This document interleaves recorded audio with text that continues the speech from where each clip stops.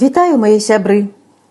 Продолжаем знакомство с книгой «Лето на зачарованном болоте».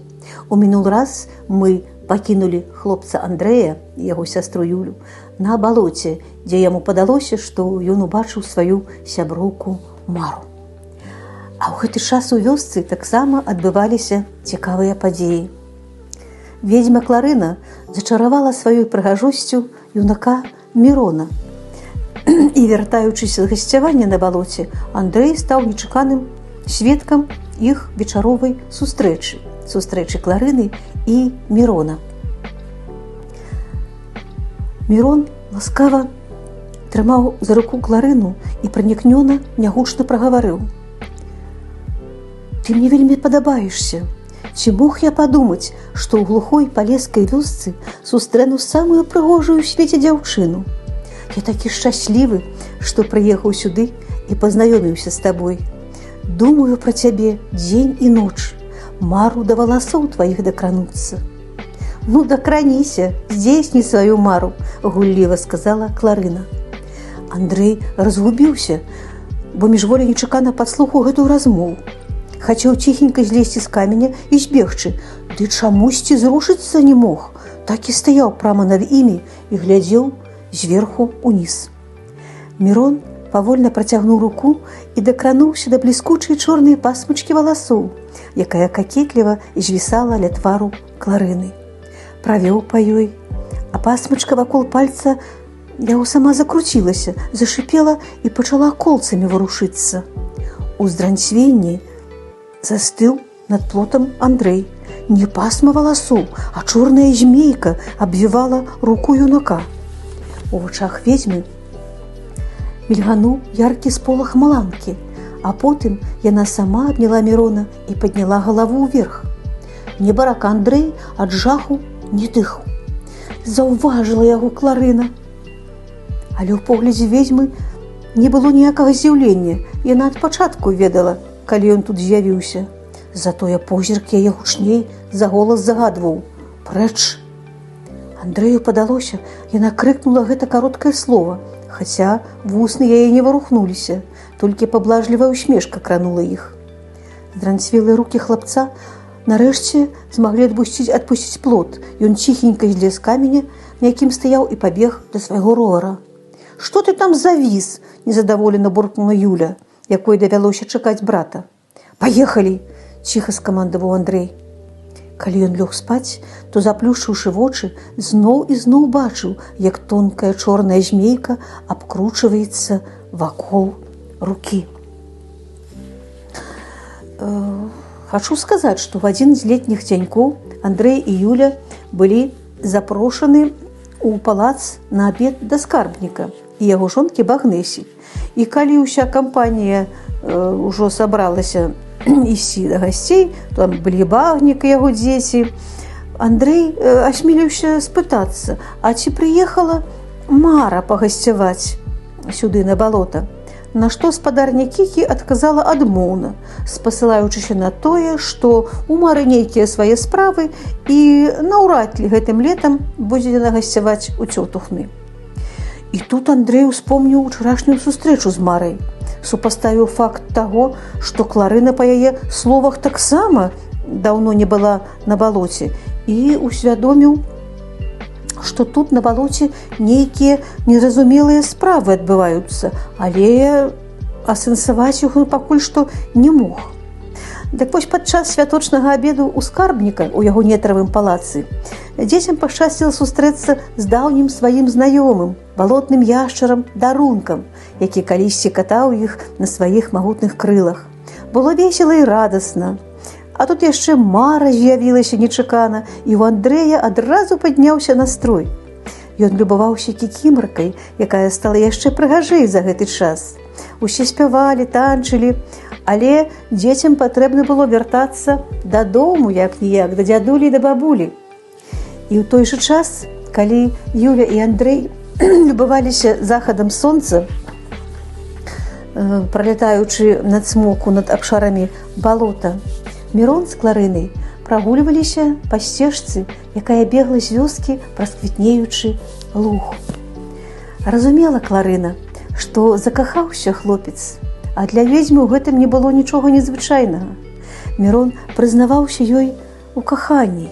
Ён узяў яе руку за руку і шчыра сказаў: «Якое шчасце, што моя сестра надумала паехаць сюды. Каб не яе капрыз, я б ніколі не сустрэў лепшую ў свеце дзяўчыну». Кларына павярнулася да юнака. «Ты ж зусім не ведаеш мяне. Хто я, якая я? Можа, я ведзьма з Палескага балота, і мне 1000 гадоў». Мірон усміхнуўся. «А я адчуваю, што асаблівая, і гэта выдатна. Ты мне вельмі падабаешся, ты снішся мне кожную ноч». Мірон наблізіўся да Кларыны і пацалаваў яе. Зноў на ведзьму абрынулася дзіўнае пачуццё, якое неверагодна ўзрушыла яе. Чаму так цягнецца насустрач гэтаму юнаку яе сэрца? Чаму яе халодная кроў бурліць і закіпае ад яго слоў? Чаму яна так шмат думае пра яго і таксама бачыць у снах? Ведзьма не павінна так блізка падпускаць чалавека. І яна ачомалася, вырвалася з-пад магнетычнага ўздзеяння, палыхнула маланкай вачэй і зноў застыла, убачыўшы ў яго позірку цэлы сусвет, такі прыцягальны і шчыры. «А хочаш, я пакатаю цябе па месяцовай дарожцы?» – прашаптаў Мірон. «Пакатай». І далей яны пайшлі да ракі. Потым Мірон катаў яе на лодцы пад месяцовай дарожкай, любаваўся сваёй спадарожніцай і сказаў ёй: «Як шкада, што я не мастак. Я б намаляваў цябе вось так, на фоне месяцовай дарожкі, ці як ты сядзіш на валуне ў кветкавым лузе, альбо той момант, калі я ўпершыню убачыў цябе. Перад вачыма, як карціна, ты такая прыгожая, грацыёзна кладзеш рукі на стары драўляны плот і глядзіш на мяне, а ў вачах тваіх бездань». Яна мяне зацягнула. Кларына ўжо ўбачыла ўсе 3 свае партрэты і адказала Мірону: «А ты паспрабуй намаляваць, у цябе атрымаецца. Прыходзь заўтра, я буду табе пазіраваць. Ты толькі глядзі на мяне, запамінай, каб на палатне увасобіць гэту чароўную ноч і месяцовую дарожку, і зоркі. Бачыш у вадзе зоркі, я назбіраю іх». Далей адбываецца неверагоднае. Аднойчы вечарам Мірон, канешне, прыйшоў да Кларыны, каб намаляваць яе партрэт. Гаспадыня прыбралася ў светлую доўгую сукенку, аздобленую вышыўкай. Цёмныя валасы струменіліся па плячах. Колцы завушніцы пагойдаваліся пры кожным руху. Зачароўвала дзяўчына каралеўскай паставай і вабнай грацыяй. Яна сустрэла госця на парозе. То ён загледзеўся і прашаптаў: «Ці магу я такое хараство пісаць?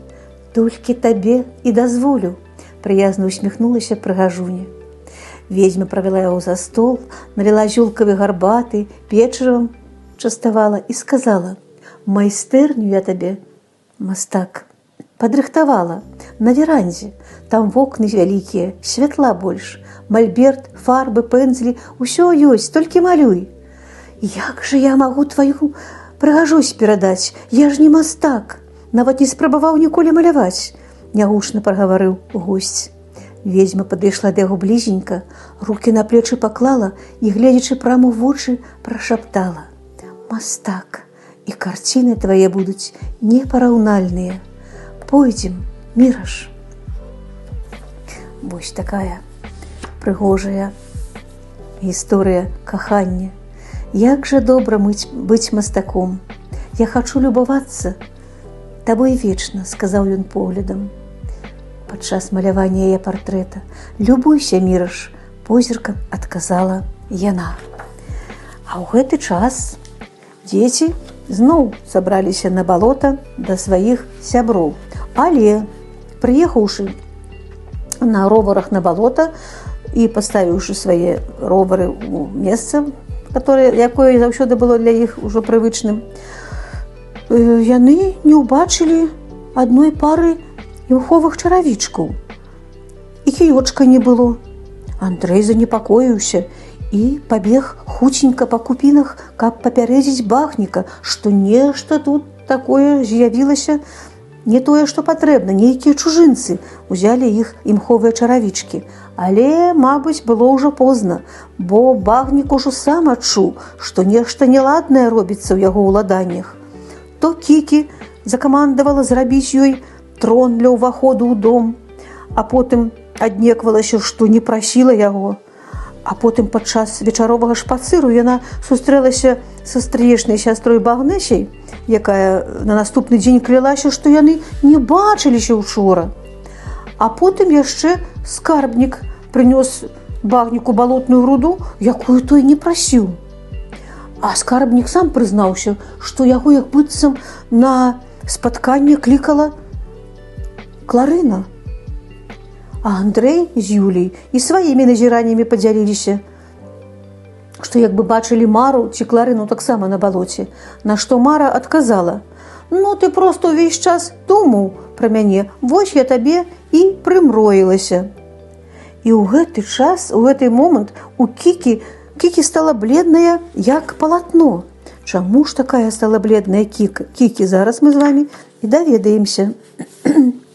Ніколі не думала, што давядзецца сутыкнуцца са страшнай бядой, якая завітала на наша ціхае зачараванае балота.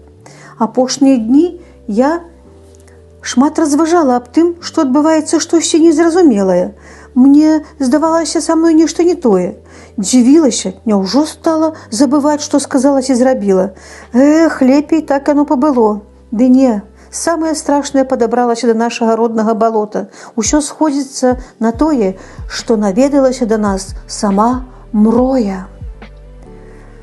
Багнэся, пачуўшы гэта імя, прытулілася да скарбніка і ўсхліпнула. А Кікі працягвала: «Мроя – страшная істота у вобразе маладой прыгажуні. Яна жыве недзе ў бяздонных глыбінях, нашмат далей, чым самыя глыбокія нетры балотныя. Жыве доўгімі тысячагоддзямі, а часам падымаецца на паверхню і з'яўляецца на абраным ёю балоце. І прыходзіць туды яна па ахвяры.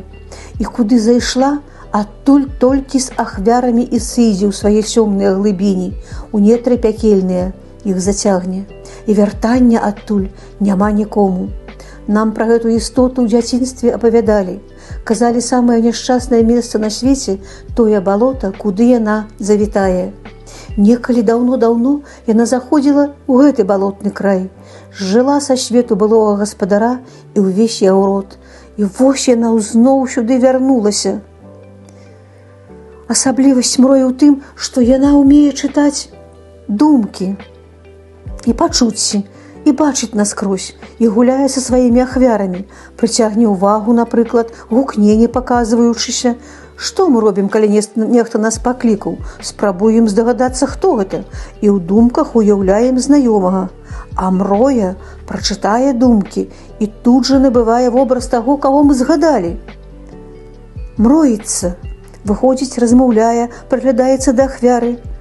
А Юля ціха прагаварыла: «Падобна да той балотнай німфы Лімнады, пра якую мы чулі цікавую гісторыю. Ён таксама умее вобраз набываць, які згадвае чалавек, заблукаўшы ў балоце». А Кікі удакладніла: «Правільна, Лімнада і Мроя дальнія сваячкі, толькі Лімнада такімі забавамі з людзьмі цешыцца і па дабрані сваёй адпускае іх жывымі, а Мроя жорстка балотны люд са свету зводзіць. І вось яна у нас». Скарбнік прапанаваў, што можа адкупіцца можна шчодрымі падарункамі, золатам або каштоўнымі камянямі. А Багнэся змахнула слязінку: «Не, ей не трэба багаццю, яна па ахвяры прыйшла». І багнік падумаў, як знайсці выйсце. Няўжо няма ніякай абароны? А Кікі задумалася і потым сказала: «Вось пра гэта нам якраз-такі не расказвалі. Можа, і няма, бо папярэдні род балотнага гаспадара знік, а спытаць ужо няма ў каго, бо тых, хто Мрою некалі тысячагоддзяў таму назад бачыў і гісторыі пра нам яе апавядаў, ужо няма ў свеце». А Багнэся ўздыхнула: «Была б тут Лімнада, можа б нешта падказала б нам, гэта ж яе сваячка». Ну, Кімара развяла рукамі. На жаль, яна далёка адсюль, недзе ў Чорным моры, а Мроя тут, зусім побач. Як нам ратавацца? А А як былі падзеі разгортваліся далей, мы з вамі даведаемся ў наступны раз. Дзякую вам за ўвагу. Да новых сустрэч!